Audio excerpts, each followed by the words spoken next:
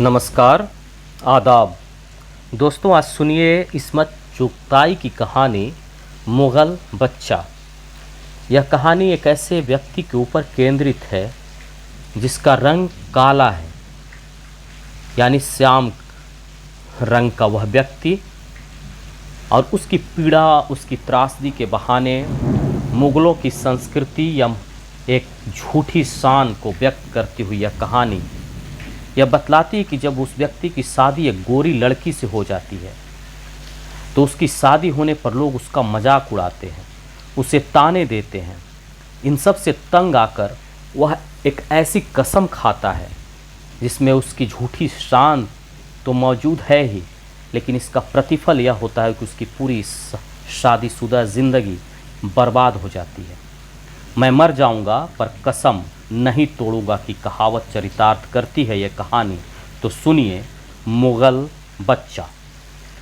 वह मरते मर गया मगर मुग़लिया शहंशाहियत की ज़िद को बरकरार रखा।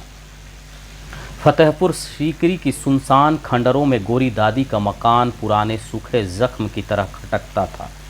कगिया ईंट का 2 मंजिला घुटा घुटा सा मकान एक मार खाए रूठे हुए बच्चे की तरह लगता था। देखकर ऐसा मालूम होता था वक्त का भूचाल उसकी ढिठाई से आजिज़ आकर बढ़ गया और शाही शान व शौकत पर टूट पड़ा। गोरी दादी सफ़ेद झक चांदनी बिछे तख्त पर सफ़ेद बेदाग कपड़ों में एक संगमरमर का मकबरा मालूम होती थी। सफ़ेद ढेरों बाल, बेखून की सफ़ेद धोई हुई मलमल जैसी जिल्द, हल्की किरंजी आँखें जिन पर सफ़ेदी रेंग आई थी, पहली नज़र में सफ़ेद लगती थीं। उन्हें देखकर आँखें चकाचौंध हो जाती थीं, जैसे बसी हुई चांदनी का गुबार उनके गर्द मुअल्लक हो। न जाने कब से जिए जा रही थी। लोग उनकी उम्र 100 से ऊपर बताते थे। खुली गुमसुम बेनूर आँखों से वे इतने साल क्या देखती रही थी, क्या सोचती रही थी, कैसे जीती रही थी। 12-13 वर्ष की उम्र में वो मेरी अम्मा के चचा दादा से ब्याही तो गई, मगर उन्होंने दुल्हन का घूंघट भी ना उठाया कभी। कुंवारेपन की 1 सदी उन्होंने इन्हीं खंडरों में बिताई थी। जितनी गोरी भी सफ़ेद थी, इतने ही उनके दूल्हा स्याह भट्ट थे। इतने काले कि उनके आगे चिराग बुझे गोरी भी बुझकर भी धुआं देती रही। सरे शाम खाना खा खा कर झोलियों में सूखा मेवा भर के हम बच्चे लिहाफों में दुबक कर बैठ जाते और पुरानी ज़िंदगी की वर्क गर्दानी शुरू हो जाती। बार बार सुनकर भी जी न भरता। अदबदा कर गोरी बी और काले मियाँ की कहानी दोहराई जाती। बेचारे की अक्ल पर पत्थर पड़ गए थे कि इतनी गोरी दुल्हन का घूंघट भी ना उठाया। अम्मा साल के साल पूरा लाव लश्कर लेकर मायके पर धावा बोल देती। बच्चों की ईद हो जाती। फतेहपुर सीकरी के पुरअसरार शाही खंडरों में आँख मिचौली खेलते खेलते जब शाम पड़ जाती तो खोई खोई सुरमई फिजा से डर लगने लगता। हर कोने से साए लपकते, दिल धक धक करने लगते। काले मियाँ आ गए। हम एक दूसरे को डराते, गिरते पड़ते भागते और कगिया ईंट के 2 मंजिला मकान की आगोश में दुबक जाते। काले मियाँ हर अंधेरे कोने में भूत की तरह छुपे महसूस होते। बहुत से बच्चे मरने के बाद हजरत सलीम चिश्ती की दरगाह पर माथा रगड़ा, तब गोरी बी का मुंह देखना नसीब हुआ। माँ बाप की आंखों की ठंडक। गोरी बी बड़ी जिद्दी थीं। बात बात पर अटवायटी खटवाती लेकर पड़ जाती। भूख हड़ताल कर देती। घर में खाना पकता, कोई मुंह न झुठलाता। ज्यों का त्यों उठवाकर मस्जिद में भिजवा दिया जाता। गोरी बी ना खाती तो अम्मा बाबा कैसे निवाला तोड़ते। बात इतनी सी थी कि जब मंगनी हुई तो लोगों ने मजाक में छींटे किए, गोरी दुल्हन काला दूल्हा। मगर मुग़ल बच्चे मजाक के आदी नहीं होते। 16-17 बरस के काला मियाँ अंदर ही अंदर घुट रहे थे, जलकर मरुंडा होते रहे। दुल्हन मैली हो जाएगी, खबरदार ये काले हाथ ना लगाना। बड़े नाजों की पाली है, तुम्हारी तो परछाइयाँ पड़ी तो काली हो जाएगी। बड़ा तीहा है, सारी उम्र जूतियाँ उठवाएगी। और अंग्रेज़ों ने जब मुग़ल शाही का अंतिम संस्कार किया तो सबसे बुरी मुग़ल बच्चों पर बीती कि वही ज़्यादा ओहदे संभाले बैठे थे। शाह जागीर छिन जाने के बाद लाख के घर देखते देखते खाक हो गए। बड़ी बड़ी ढनदार हवेलियों में मुग़ल बच्चे भी पुराने सामान की तरह जा पड़े, भौचक्के से रह गए जैसे किसी ने पैरों तले तख्ता खींच लिया। तभी मुग़ल बच्चे अपने गुरूर और खुददारी की तार तार चादर में सिमट कर अपने अंदर ही अंदर घूलते चले गए। मुग़ल बच्चे अपने महवर से कुछ खिसके हुए होते हैं। खरे मुग़ल की यही पहचान है कि उसकी दिमाग के दो चार पेंच ढीले या ज़रूरत से ज़्यादा तंग होते हैं। अर्श से फ़र्श की तरफ लुढ़के तो ज़हनी तवाज़ुन डगमगा गए। ज़िंदगी की कदरें गलत हो गईं, दिमाग से ज़्यादा जज्बात से काम लेने लगे। अंग्रेज़ों की चाकरी, लानत और मेहनत मजदूरी की कसरे शान, जो कुछ असासा बचा उसे बेच बेच कर खाते रहे। हमारे अब्बा के चचा रुपया पैसा की जगह चची के जहेज़ के पलंग के पायों से चांदनी का पत्थर उखेड़े जाते थे। जेवर और बर्तनों के बाद टिक्के जोड़े नोच नोच कर खाते। पानदान की कुल्हाइयाँ सील बट्टे से कुचल कर टुकड़ा टुकड़ा बेची और खाईं। घर के मर्द दिन भर पलंग की अदवाइन तोड़ते, शाम को पुरानी अचकन पहनी और शतरंज पचीसी खेलने निकल गए। घर की बीवियाँ छुप छुप कर सिलाई कर लेती। 4 पैसों से चूल्हा जल जाता या मोहल्ले के बच्चों को कुरान पढ़ा देती तो कुछ नजराना मिल जाता। काले मियाँ ने दोस्ती की छेड़खानी को जी का घाव बना लिया। जैसे मौत की घड़ी नहीं टलती, वैसे ही बाप माँ की तय की हुई शादी ना टली। काले मियाँ सर झुका के दुल्हा बन गए। किसी सरफिरी ने NRC मुसहफ़ के वक्त और छेड़ दिया, खबरदार जो दुल्हन को हाथ लगाया काली हो जाएगी। मुग़ल बच्चा चोट खाए नाक की तरह पलटा, सर से बहन का आंचल नोचा और बाहर चला गया। हंसी में खसी हो गई, एक मातम बरपा हो गया। मर्दान खाना में इस ट्रेजिडी की खबर हंसी में उड़ा दी गई। बगैर RC मुसहफ़ के रुखसत एक क़यामत थी। बाखुदा मैं इसका गुरूर चकनाचूर कर दूंगा। किसी ऐसे वैसे से नहीं, मुग़ल बच्चे से वास्ता है। काले मियाँ फुंकार, काले मियाँ शहतीर की तरह मुसहरी पर दराजे थे। दुल्हन एक कोने में गठरी बनी कांप रही थी। 12 बरस की बच्ची की विसात ही क्या। घूंघट उठाओ, काले मियाँ डकराए। दुल्हन और गड़ी मुड़ी हो गई। हम कहते हैं घूंघट उठाओ, कोहनी के बल उठकर बोले। सहेलियों ने तो कहा था दुल्हा हाथ जोड़ेगा, पैर पड़ेगा, पर खबरदार जो घूंघट को हाथ लगाने दिया। दुल्हन जितनी ज़्यादा मुदाफ़त करे उतनी ही ज़्यादा पाकबाज। देखो जी, नवाबजादी होगी अपने घर की, हमारी तो पैर की जूती हो। घूंघट उठाओ, हम तुम्हारे बाप के नौकर नहीं। दुल्हन पर जैसे फालिज गिर गया। काले मियाँ चीते की तरह लपक कर उठे, जूतियाँ उठाकर बगल में दाबी और खिड़की से पाई बाग में कूद गए। सुबह की गाड़ी से वह जोधपुर दंदन आ गए। घर में सोता पड़ा था। एक आक्का बी जो दुल्हन के साथ आई थी जाग रही थी। कान दुल्हन की चीखों की तरफ लगे थे। जब दुल्हन के कमरे से चुभ ही ना आई तो उनके पैरों का दम निकलने लगा। है कैसी बेहया लड़की है। लड़की जितनी मासूम और कुंवारी होगी उतनी ही ज़्यादा धुंध मचाएगी। क्या कुछ काले मियाँ में खोट है? जी चाहा कुइयाँ में कूद के किस्सा पाक करें। चुपके से कमरे में झांकी तो जी सन्न से हो गया। दुल्हन जैसी की तैसी धरी थी और दुल्हा गायब। बड़े गैर दिलचस्प किस्म के हंगामे हुए। तलवारें खींची, बड़ी मुश्किल से दुल्हन ने जो बीती थी कह सुनाई। इस पर तरह तरह की चिमगोइयाँ होती रहीं। ख़ानदान में 2 पार्टियाँ बन गई, एक काले मियाँ की, दूसरी गोरी बी की तरफदार। वो आखिर खुदाए मजाजी है, उसका हुक्म ना मानना गुनाह है। एक पार्टी जमी हुई थी, कहीं किसी दुल्हन ने खुद घूंघट उठाया है, दूसरी पार्टी की दलील थी। काले मियाँ को जोधपुर से बुलवाकर दुल्हन का घूंघट उठवाने की सारी कोशिशें नाकाम हुई। वो वहाँ घुड़सवारों में भर्ती हो गए और बीवी को नान नफका भेजते रहे, जो गोरी बी की अम्मा समधन के मुंह पर मार आती। गोरी बी कली से फूल बन गई। हर अठवाड़े हाथ पैर में मेहंदी रचाती रहीं और बंधे टीके दुपट्टे ओढ़ती रहीं और जीती रहीं। फिर खुदा का करना ऐसा हुआ कि बाबा की मरण घड़ी आ पहुंची।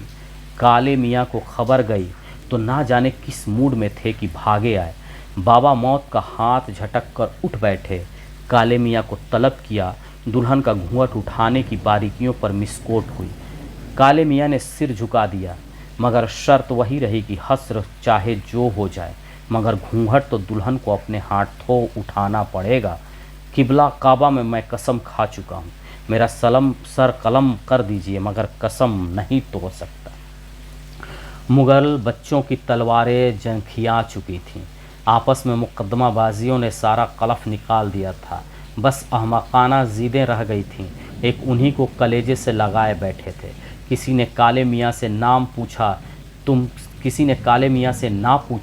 तुमने ऐसी अहमकाना कसम खाई ही क्यों कि अच्छी भली ज़िंदगी अजाब हो गई। खैर साहब, गोरी भी फिर दुल्हन बनाएगी। गया ईंट वाला मकान फिर फूलों और समाम तुल अंबर की खुशबू से महक उठा। अम्मा ने समझाया, तुम उसकी मनकूहा हो बेटी जान, घूंघट उठाने में कोई ऐब नहीं, उसकी ज़िद पूरी कर दो, मुग़ल बच्चा की आन रह जाएगी, तुम्हारी दुनिया संवर जाएगी, गोदी में फूल बरसेंगे, अल्लाह रसूल का हुक्म पूरा होगा। गोरी भी सिर झुकाए सुनती रहीं। कच्ची कली 7 साल में नौखेज़ क़यामत बन चुकी थी। हुस्न और जवानी का एक तूफ़ान था जो उनके जिस्म से फूटा निकलता था। औरत काले मियाँ की सबसे बड़ी कमज़ोरी थी। सारे हवास इसी एक नुक्ते पर मरकूज़ थे, मगर उनकी कसम एक मेख्तार आहनी गोले की तरह उनके हलक़ में फंसी हुई थी। उनके तख़य्युल ने 7 साल आँख मिचौली खेली थी। उन्होंने 20 घूंघट नोच डाले, रंडीबाजी, लौंडेबाजी, बटेरबाजी, कबूतरबाजी, गरज कोई बाजी ना छोड़ी, मगर गोरी बी के घूंघट की चोट दिल में पंजे गाड़े रही, जो 7 साल सहलाने के बाद जख्म बन चुकी थी। इस बार उन्हें यकीन था उनकी कसम पूरी होगी। गोरी भी ऐसी अक्ल की कोरी नहीं कि जीने का ये आखिरी मौका भी गंवा दे। 2 उंगलियों से हल्का फुल्का आंचल ही तो सरकाना है, कोई पहाड़ तो नहीं ढाने। घूंघट उठाओ, काले मियाँ ने बड़ी लजाहत से कहना चाहा, मगर मुगली दबदबा गालिब आ गया। गोरी बेगम गुरूर से तमतमाई सन्नाटे में बैठी रहीं। आखिरी बार हुक्म देता हूँ, घूंघट उठा दो, वरना इसी तरह पड़ी सड़ जाओगे। अब जो गया फिर ना आऊँगा। मारे गुस्से के गोरी भी लाल भभूका हो गई। काश उनके सुलगते रुखसार से एक शोला टपकता और वो मनहूस घूंघट खाकतार हो जाता। बीच कमरे में खड़े काले मियाँ कौड़ियाले सांप की तरह झूमते रहे, फिर जूते बगल में दबाए और पाईबाग में उतर गए। अब वो पाईबाग कहाँ, उधर पिछवाड़े लकड़ियों की टाल लग गई, बस 2 जामुन के पेड़ रह गए थे और जो गादरी बदगो बेले चंबेली की रौसें, गुलाबों के झुंड, सहतूत और अनार के दरख्त तो कब के लुट पिट गए। जब तक माँ जिंदा रहीं, गोरी बी को संभाले रहीं। उनके बाद ये ड्यूटी खुद गोरी बी ने संभाल ली।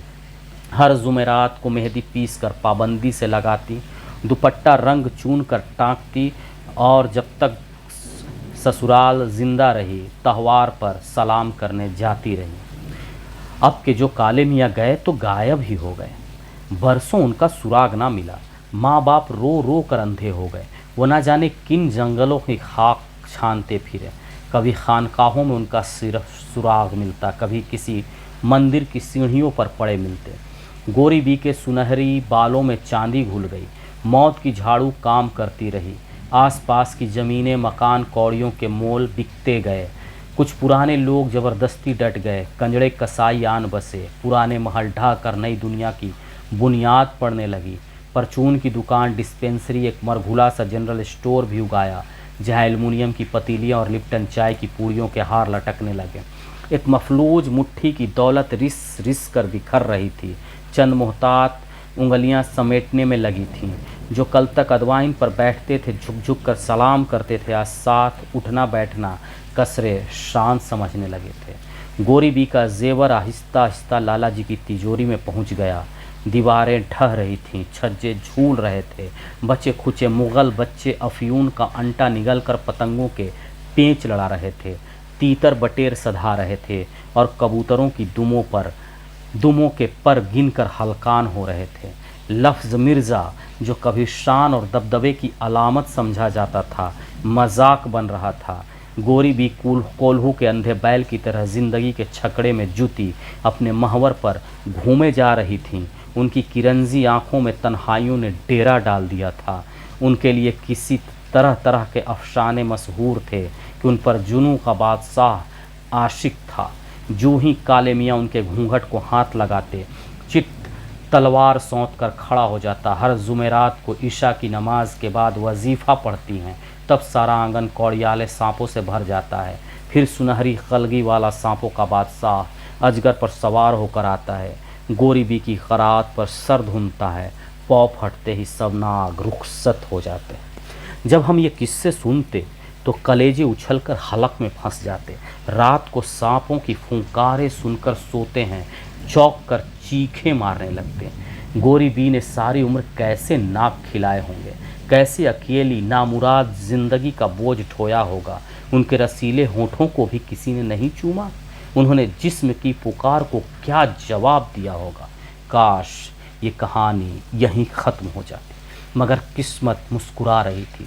पूरे 40 साल बाद काले मियाँ अचानक आप ही आन थमकी। उन्हें किस्म किस्म के लाइलाज अमराज लाहक थे, पर पोर पोर सड़ रही थी, रोम रोम रिस रहा था, बदबू के मारे नाक सड़ी जाती थी। बस आंखों में हसरतें जाग रही थी, जिनके सहारे जान सीने में अटकी हुई थी। गोरी बी से कहो मुश्किल आसान कर जाएं। एक कम 60 की दुल्हन ने रूठे हुए दुल्हा मियाँ को मनाने की तैयारियां शुरू कर दी। मेहंदी घोलकर हाथ पैरों में रचाई, पानी समोकर पंडा पाक किया, सुहाग का चकटा हुआ तेल सफ़ेद लटों में बसाया। संदूक खोलकर बोर बोर टपकता झड़ता बरी का जोड़ा निकाल कर पहना और इधर काले मियाँ दम तोड़ते रहे। जब गोरी भी शर्माती लजाती धीरे धीरे कदम उठाती उनके सिरहाने पहुँची तो झंगे पर चुकेट तकिए और गोडर बिस्तर पर पड़े हुए काले मियाँ की मुट्ठी भर हड्डियों में जिंदगी की लहर दौड़ गई। मौत के फरिश्ते से उलझते हुए काले मियाँ ने हुक्म दिया, गोरी बी घूंघट उठाओ। गोरी बी के हाथ उठे, मगर घूंघट तक पहुँचने से पहले ही गिर गए। काले मियाँ दम तोड़ चुके थे। वो बड़े सुकून से उकड़ू बैठ गई। सुहाग की चूड़ियाँ ठंडी की और रंडापे का सफ़ेद आंचल माथे पर खींच गया।